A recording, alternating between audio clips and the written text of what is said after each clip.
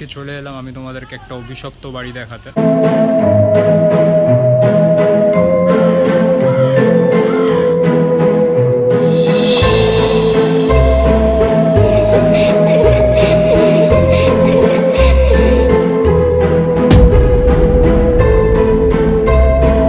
Hello guys, সবাই কেমন আছো? আজকে চলে এলাম আমি তোমাদেরকে একটা অভিশপ্ত বাড়ি দেখাতে। জায়গাটার নাম হচ্ছে রায়পাড়া। তো এইখানে একটা অভিশপ্ত বাড়ি আছে। তো অনেকদিন ধরে আমি দেখছি, অনেকদিন ধরে ভাবছিলাম যে কন্টেন্ট বানাতে আসবো করে, আর আসাই হচ্ছিল না। তো চলো আজকে তোমাদেরকে পুরো বাড়িটা দেখাবো আর বাড়ির সম্বন্ধে সব কিছু বোঝাবো, কী আছে না আছে। তো চলো দেখা যাক। বাড়িটার আশেপাশে মানে এত ভয়ঙ্কর ভয়ঙ্কর সব বট গাছগুলো রয়েছে, দেখলে তুমি নিজেই ভয় পেয়ে যাবে। এটা অনেক পুরনো একটা বাড়ি।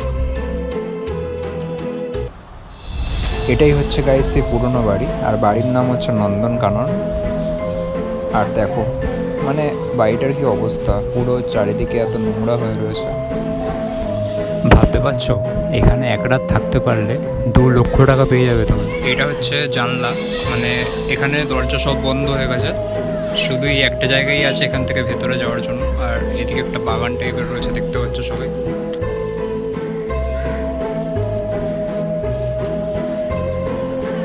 আর এটা হচ্ছে ঢোকার রাস্তা ভেতরে, দেখো।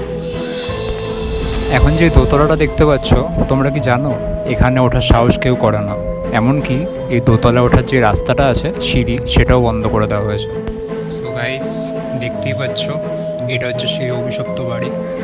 এই বাড়িটার ভেতরে ঢোকাতে হয়তো আমার ঠিক হবে না, কিন্তু তাও আমি ঢোকার চেষ্টাও করছি না এখন। হয়তো এখানে ঢুকলে অনেক বকা দিতে পারে। তো এখান থেকে আমি তোমাদেরকে জুম করে দেখিয়ে দিচ্ছি।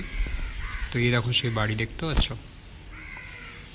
আর একজন মহিলার ফটো এখানে দেখতে পাচ্ছি আমি, কিন্তু এই মহিলাটাকে আমি ঠিক জানি না।